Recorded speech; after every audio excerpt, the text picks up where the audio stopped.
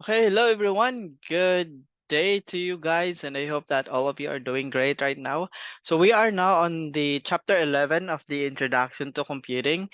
Our topic for this chapter will be all about will be the internet, how it works, and the protocols that make it possible. So again, this is just an introduction because when we talk about the internet, it's kind of like a very broad topic. So, ato lang siyang himay-himayan, okay? So that you guys will have an idea how it works.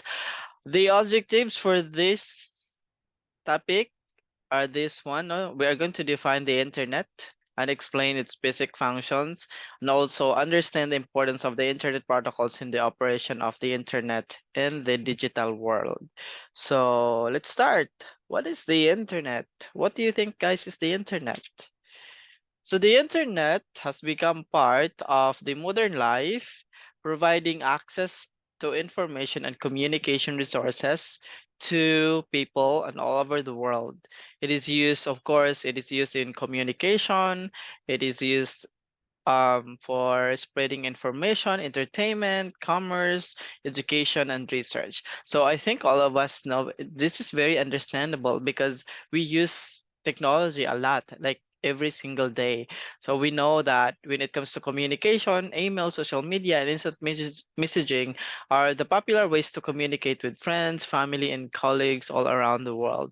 And when it comes to information, the internet is a vast repository of information. So if nakakonect lang ka sa internet, browse lang ka sa Google or any browser, no, mag-search lang ka sa things that you wanted to, wanted to search. Just like for example, mag-search kag mga recipe, kay gusto ganahan ka magluto, you can do that. No, you don't need to go to kuan jud to somewhere else kay para makabalo ka sa recipe, no? All you need is a phone or a smartphone para makabalo ka sa recipe, mag-search lang ka, no? And then entertainment. So the internet offers a wide range of entertainment options, including streaming movies, and TV shows, online gaming, music streaming, music listening or streaming, etc. And then in commerce, the internet has revolutionized the way we shop, no, with many people now buying goods and services online. Shopee, Lazada, mga e-commerce. And education, just like what we are doing now. So the internet offers a wide range of educational resources, including online courses, tutorials, articles, YouTube, etc. Mag kung gusto ka makabalog programming, all you need to do is internet, no? Mag-search ka sa Google, watch videos, and then attend school, lang, no? And then in research also, so internet is a valuable tool for researchers who can use it to access data, collaborate with colleagues, and publish their findings. So what are the different internet protocols? So again, what is a protocol, gani? These are some kind of rules, no, that governs when it comes to file sharing, when it comes to connecting to the internet, ingon ana. So we have this what we call internet protocol or IP. So IP, pag makadungog mo IP, it is an internet protocol.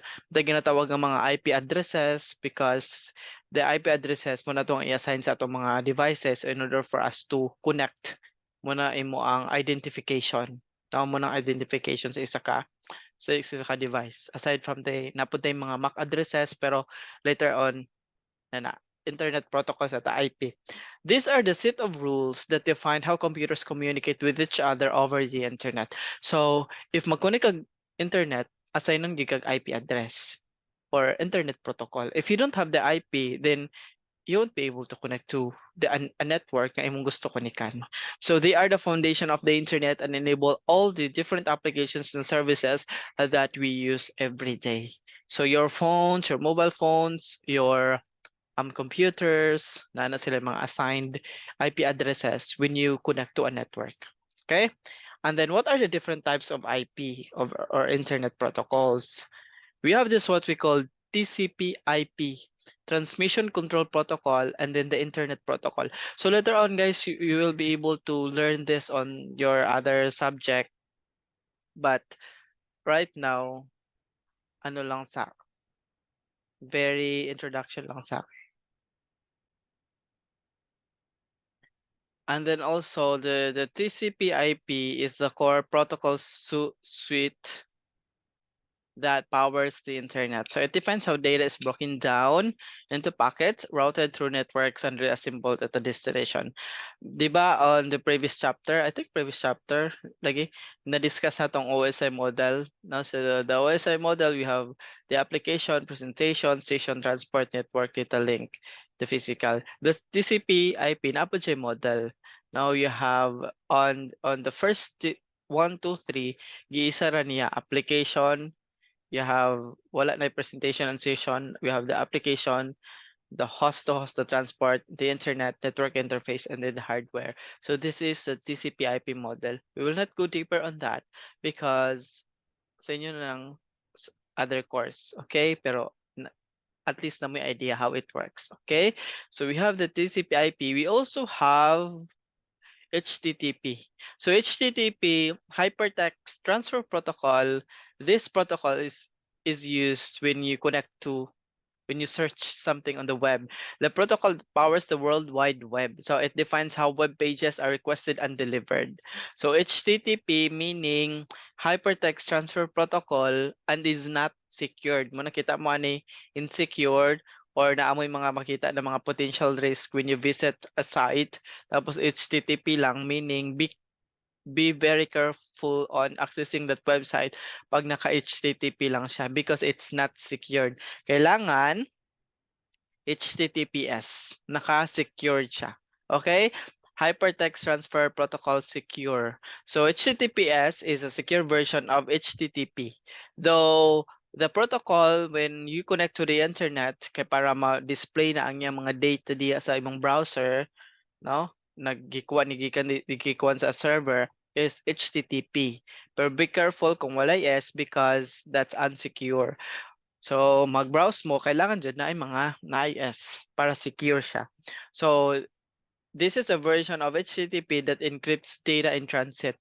This helps to protect user privacy and security. So, munang daghan kayo ma-hack ng mga accounts, etc. Daghan kayo makuan kayo mga gina-access is mga unsecured. No, very important gina. You look on the URL kung naka-HTTPS ba ang iyang protocol. Okay?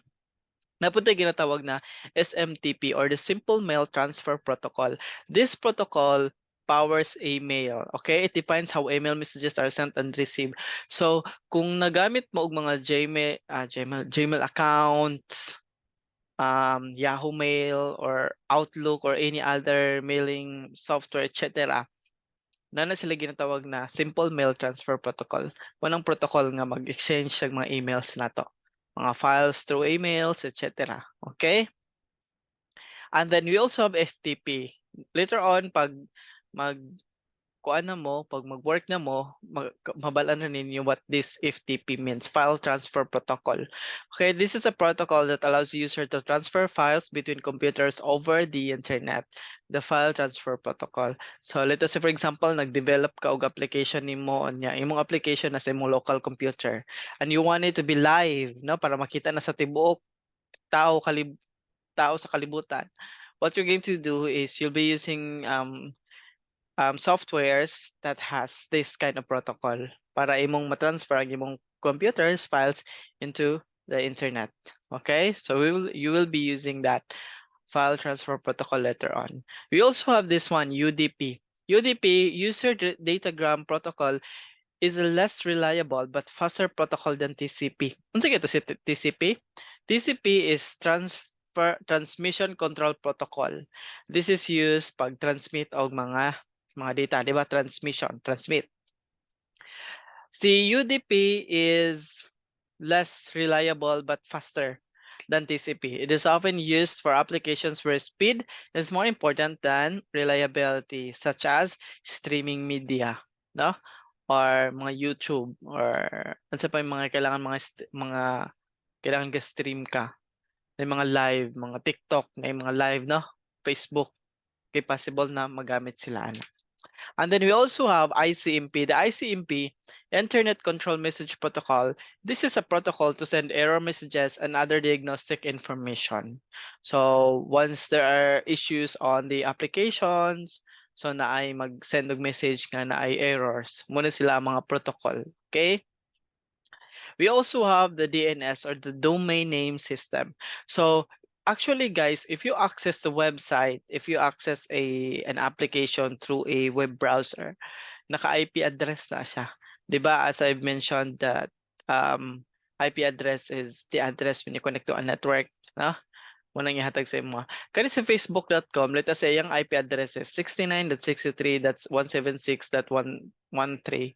In order for easier access, kailangan na siya DNS. Now, kay kung inani man gud ang imong i-type sa imong browser, then maghunaon pa ka, what if malimtan nimo ang isa ka number, 69.63. Mo nang na mga DNS kay para mas easier siya. Instead na ang imong i-type sa imong URL kay 69.63.176.130, 13 or 13, imong i-type na lang is facebook.com.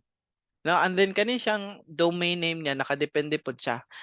.com, .gov, .edu, .ph, o pwede pod by country no, .ph, .au, .ca, etc. .us, etc. So nakadepende na sa imo ang domain nga paliton or sa imong domain asa repeat nimo i-host sa Philippines ba, sa Japan ba, sa Korea ba, nakadepende na siya. Pero ang kuan gid ana is IP address na siya. Okay? But in order for you to easily access, assign na to domain name. So later on, pag mag-develop na mo isa ka, let us say, e-commerce application, inyong butang sa live, you will magkuan mo ana mga different sa tawag anay, magbayad mo sa hosting. Okay? Tapos assignan din mo domain name na inyong gusto. But of course, binayaran siya. No?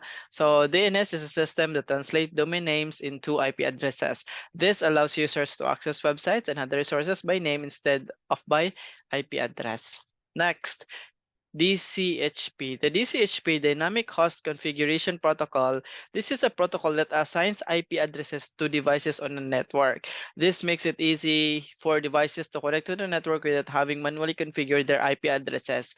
So, imagine guys, naamo sa school, no? So sa school, mag-connect mo sa Wi-Fi network.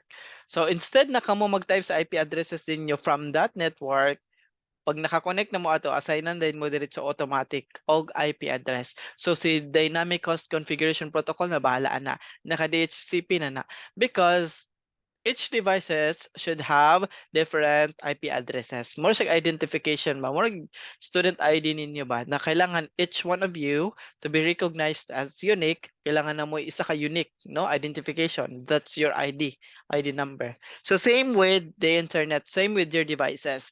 So si DHCP, automatic na ni-assign na si devices o mga IP addresses once you are connected to that network kay para na naka-access to a network, maka-browse na ka, maka-kuha na ka sa mga files mong gusto kuhaan. Okay? From the internet. So that is DHCP.